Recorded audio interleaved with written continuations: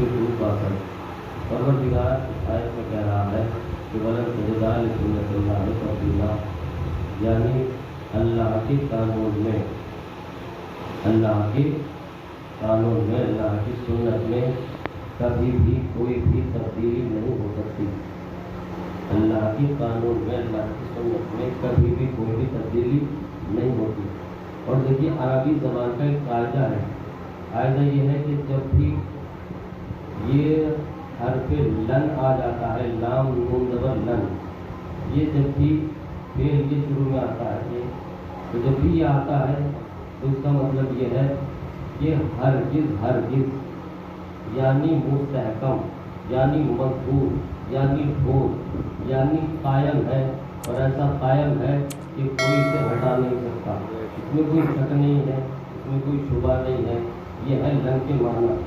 تو پروردگار کہہ رہا ہے کہ لن تجد لسنت اللہ تبدیلا، ہمارے قانون میں کسی بھی طرح کی کبھی بھی کوئی تبدیلی نہیں ہو سکتی۔ دیکھیے جب انسان اس دنیا میں آتا ہے تو لاشعور ہوتا ہے، اس کے پاس کوئی عقل نہیں ہوتی، اس کے پاس کوئی فکر نہیں ہوتی، اور نہ ہی اس کے پاس سوچنے اور سمجھنے کی صلاحیت ہوتی ہے۔ لیکن جیسے ہی بچہ سن بلوغیت کی طرف قدم بڑھانے لگتا ہے اور باشعور ہونے لگتا ہے اور صاحب فکر ہونے لگتا ہے اور سوچنے اور سمجھنے کی صلاحیت پیدا ہونے لگتی ہے، تو ویسے ہی بچہ اپنی زندگی میں قانون بنانے لگتا ہے۔ کیا بنانے لگتا ہے؟ قانون بنانے لگتا ہے۔ تو قانون کیوں بناتا ہے؟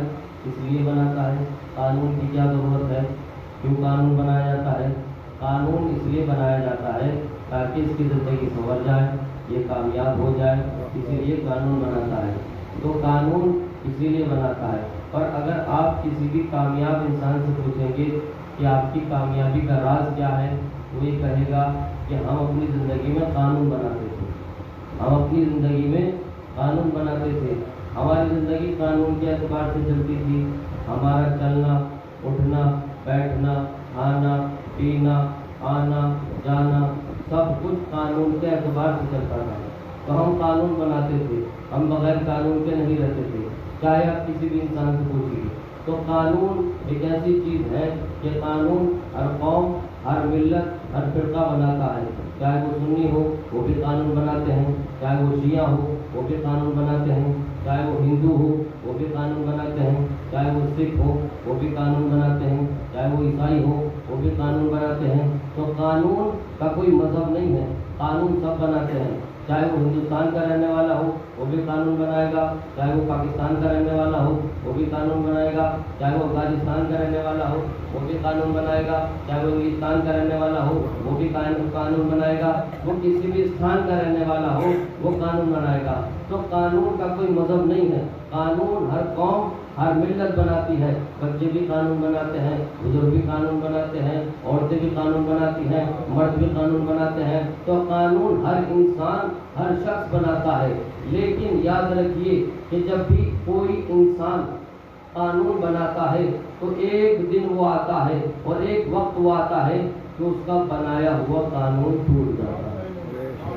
کوئی بھی انسان قانون بنائے، ایک نہ ایک دن اس کا بنایا ہوا قانون ٹوٹ جاتا ہے۔ لیکن اگر قانون اللہ بنائے تو کیا وہ ٹوٹے گا؟ نہیں سمجھ رہے ہیں۔ اللہ اگر قانون بنائے تو کیا وہ ٹوٹے گا؟ کہنے لگے کہ مولانا صاحب کیسی باتیں کر رہے ہیں، کیا آپ نے قرآن نہیں پڑھا؟ پروردگار نے ارشاد فرمایا سورہ احزاب میں، پروردگار کہنے لگا وَلَن تَجِدَ لِسُنَّتِ اللَّهِ تَبْدِيلًا، اللہ کا قانون ٹوٹتا نہیں ہے۔ نہیں سمجھ رہے؟ اللہ کے قانون میں کوئی تبدیلی نہیں ہوتی، اللہ کا قانون ہرگز نہیں ٹوٹتا۔ تو اس بات کو یاد رکھ لیجئے کہ اللہ کا بنایا ہوا قانون ٹوٹے گا نہیں، اللہ کا قانون ہے، اس لیے کبھی بھی ٹوٹتا نہیں۔ اب اس بات کو یاد رکھنے کے بعد آپ میرے ساتھ اپنی فکروں کو لے چلیے جنت میں۔ جب پروردگار عالم نے ارشاد فرمایا سورہ بقرہ ہے قرآن مجید کا دوسرا سورہ اور آیت کا نشان ہے 30۔ پروردگار نے ارشاد فرمایا وَإِذْ قَالَ رَبُّكَ لِلْمَلَائِكَةِ إِنِّي جَاعِلٌ فِي الْأَرْضِ خَلِيفَةً، جب پروردگار عالم نے فرشتوں سے کہا کہ میں خلیفہ بنانے والا ہوں، اب یہ خلیفہ بنا دیا گیا، خلیفہ بن کے تیار ہو گیا۔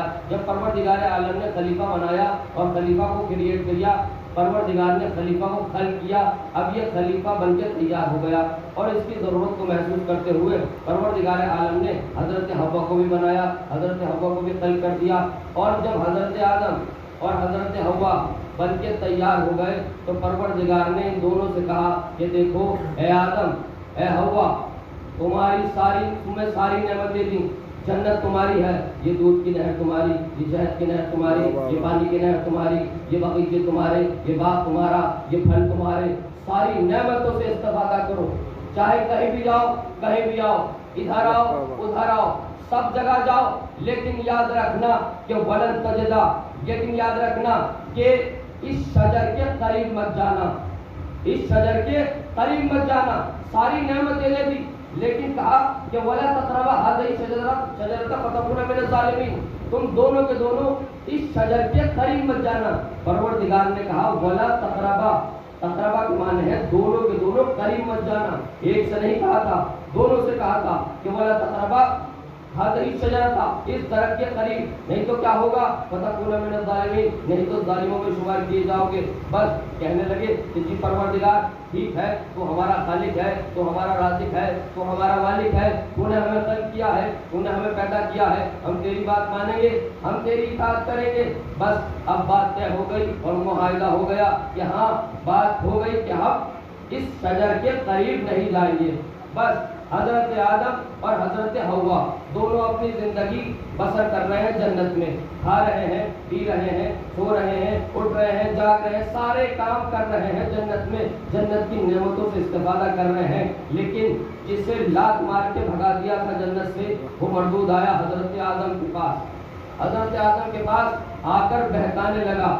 اب وہ نبی ہی کیا کہ جو بہک جائے، نہیں سمجھ رہے بھائی، وہ نبی ہی کیا کہ جو بہک جائے۔ حضرت آدم کے پاس آتا ہے بہکانے کے لیے، کہنے لگا کہ ساری نعمتیں دے دی، ساری دودھ کی نہریں، شہد کی نہریں، پانی کی نہریں، باغ باغیچے سب کچھ دے دیا، لیکن پروردگار نے کہا ولا تقربا، شجر کے قریب مت جانا، قریب بھی مت جانا، کہا قریب مت جانا، کہا کہ قریب بھی مت جانا، کہا ٹھیک ہے ساری نعمتیں دی، لیکن قریب جانے کے منع کر دیا۔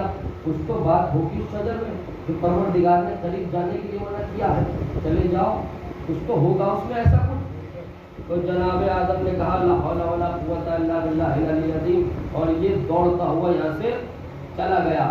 حضرت آدم نہیں بہکے، لیکن یہ آیا پھر گھوم کر حضرت حوا کے پاس، اور آنے کے بعد کہتا ہے کہ حوا ہم نے دودھ کی نہریں دے دی، پروردگار نے دودھ کی نہریں دی، شہد کی نہریں دی، سب کچھ دے دیا، پوری جنت تمہیں دے دی، لیکن ذرا غور تو کرو کہ تمہیں ولا تقربا کیا کہہ دیا کہ قریب بھی مت جانا۔ کچھ تو بات ہوگی درخت میں، کچھ تو ایسا ہوگا کہ جو پروردگار نے منع کیا ہے، پروردگار نے روکا ہے، کیوں منع کیا، کوئی تو بات ہوگی۔ ایسی کیا خاصیت ہے اس میں کہ ساری نعمتیں دے دی، ساری نعمتیں دے دی، لیکن اس درخت کے قریب جانے کے لیے منع کر دیا؟ آخر وجہ کیا ہے، سبب کیا ہے، ریزن کیا ہے، علت کیا ہے، کوئی تو بات ہوگی۔ اب حضرت حوا آ گئی اس کی باتوں میں، اور حضرت حوا آنے کے بعد حضرت آدم کے پاس آئی، اور آنے کے بعد حضرت آدم آ گئے ان کی باتوں میں۔ بس حضرت آدم اور حضرت حوا پہنچ گئے اس درخت کے قریب، بس دونوں کا اس درخت کے قریب آنا تھا کہ پروردگار نے آواز دی اے آدم اے حوا، ہم نے منع کیا تھا نا کہ اس درخت کے قریب مت جانا، ولا تقربا هذه الشجرة فتكونا من الظالمين، ہم نے منع کیا تھا کہ تم دونوں کے دونوں قریب مت جانا، نہیں تو ظالموں میں شمار ہو جاؤ گے، اس درخت کے قریب مت جانا، بس نکل جاؤ ہماری جنت سے، پہنچ جاؤ، تمہیں زمین کے لیے بنایا تھا اور تمہیں زمین پر بھیج رہے ہیں، چلے جاؤ ہماری جنت سے، تم نے اپنے نفس پر ظلم کیا ہے، اس لیے تم پہنچ جاؤ کہاں پر، زمین پر۔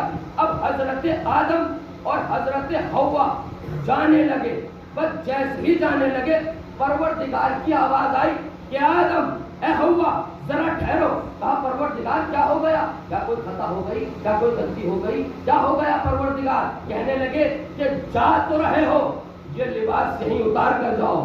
اللہ اکبر، پتہ نہیں کہاں ہے خدا کی قسم کہ جا تو رہے ہو، یہ لباس یہیں اتار کر جاؤ۔ کہا کیوں؟ کہا اس لیے کہ جنت کا قانون ہے کہ جنت کا لباس جنت میں ہی رہے گا، زمین پر نہیں جائے گا۔ جنت کا قانون کیا ہے؟ जन्नत का कानून यह है कि जन्नत का लिबास जन्नत ही में रहेगा, जमीन पर नहीं जाएगा। अब मैंने आपको थोड़ी देर पहले एक कानून याद रखने के लिए कहा था कि एक कानून था कि अल्लाह का कानून ऐसा है कि वो टूटता नहीं है। आयत है कुरान की, रिवायत नहीं है। अल्लाह का कानून टूटता नहीं है, ठीक है ना। और कानून क्या है? कानून ये है कि जन्नत का लिबास जन्नत ही में रहेगा, जमीन पर नहीं जाएगा। तो अभी आपकी फिक्र जन्नत में है ना, आप वापस उतार कर जमीन पर अपनी फिक्रों को लेकर आ जाइए।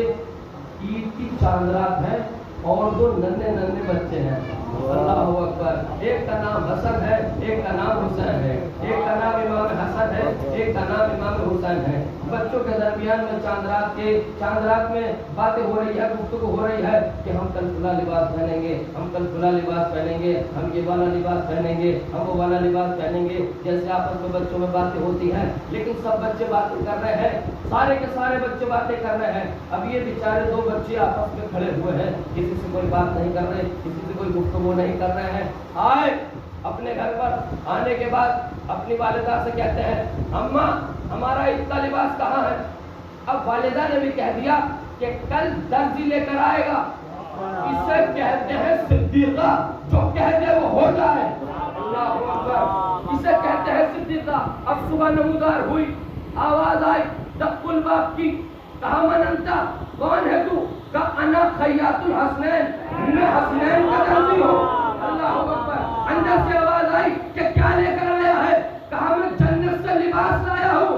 अल्लाहू अकबर। जैसे ही मैंने देखा कि जन्नत से लिबास आए हैं, मैंने फौरन परवरदिगार के सामने हाथों को जोड़ा। परवरदिगार ये क्या कर दिया तूने? अपने कानून को बदल दिया, तूने अपनी सुन्नत को तोड़ दिया। तेरा तो कानून था ना कि जन्नत का लिबास जन्नत में रहेगा, जमीन पर नहीं आएगा, जमीन पर नहीं आएगा। मैंने कहा परवरदिगार जन्नत का कानून था कि जन्नत का लिबास जन्नत में रहेगा, जमीन पर नहीं आएगा। परवरदिगार की आवाज आई, तुमने गौर नहीं किया, हमारा कानून टूटा नहीं है, हमारी सुन्नत तब्दील नहीं